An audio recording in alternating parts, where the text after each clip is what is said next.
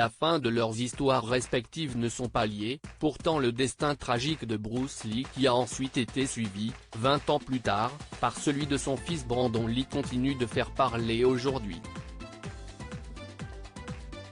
Il faut dire que dans les deux cas, la mort des célèbres acteurs est arrivée dans des circonstances mystérieuses et propices aux théories du complot. La première est survenue dans la nuit du 20 juillet 1973, alors que Bruce Lee n'était âgé que de 32 ans. Star international et professionnel des arts martiaux, il est pourtant mort seul sans que personne ne s'en rende compte avant que son producteur ne remarque son absence et aille s'enquérir de son état. Si est-il là qu'il a trouvé Bruce Lee inconscient après une sieste dont il ne se réveillera jamais. Ce fameux 20 juillet 1973, l'acteur a pris des médicaments contre une forte migraine avant d'aller s'allonger. 2 mois plus tôt, il avait souffert de maux de tête violents et avait perdu connaissance après une crise d'épilepsie. La prise de ce médicament a longtemps été blâmée pour la mort de Bruce Lee, qui aurait fait une réaction allergique ayant provoqué un œdème cérébral.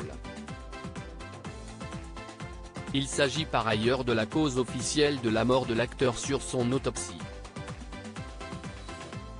Pourtant des années plus tard, cette conclusion a été mise à mal par de nouveaux rapports de médecins.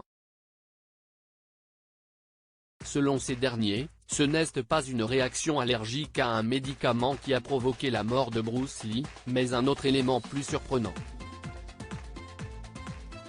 Bruce Lee buvait trop d'eau d'après une équipe de recherche ayant examiné son rapport d'autopsie, si est une surconsommation d'eau qui aurait tué Bruce Lee. Ce dernier était en effet en plein dans un régime liquide composé de différents jus, et buvait de l'eau en grande quantité au moment de sa mort. Et s'il est important de s'hydrater, une trop grande quantité d'eau présente dans le corps peut s'avérer fatale puisqu'elle peut entraîner une hyponatrémie, une quantité trop faible de sodium dans le sang. Tout le liquide contenu dans son organisme n'a par ailleurs pas pu être évacué correctement à cause d'une opération subie l'année précédente pendant laquelle Bruce Lee s'était fait enlever les glandes apocrines, situées sous les aisselles, pour des raisons d'esthétisme.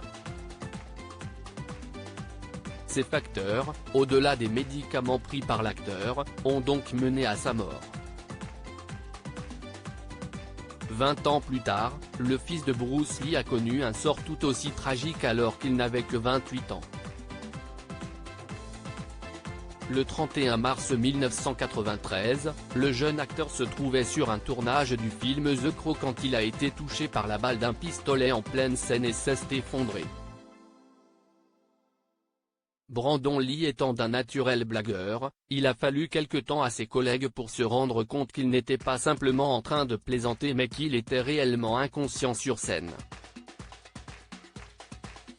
Brandon Lee venait en effet de se prendre de plein fouet une balle factice au lieu d'une balle à blanc, la différence entre les deux étant évidemment cruciale. Une cartouche factice contient une balle réelle, seule la poudre à l'intérieur ayant été enlevée, tandis qu'une cartouche à blanc est chargée avec de la poudre explosive pour faire de la fumée lorsqu'elle part mais sans balle, rien ne part donc du pistolet lorsque le coup est tiré.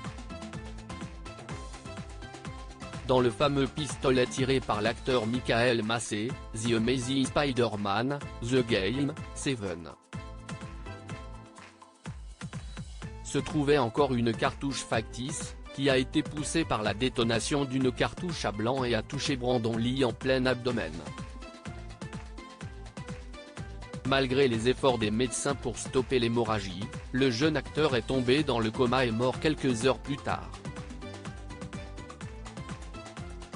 Cette mort prématurée a ravivé quelques-unes des théories qui circulaient déjà après la mort de son père, Bruce Lee, à 32 ans. Des rumeurs de malédiction de la famille ou encore de règlement de compte de mafia chinoise ont été évoquées.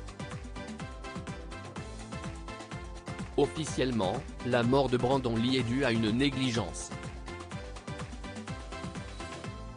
À propos de l'auteur Marine, grande amatrice de faits divers, Je me suis découvert une passion pour la royauté même si les séries restent mon domaine de prédilection.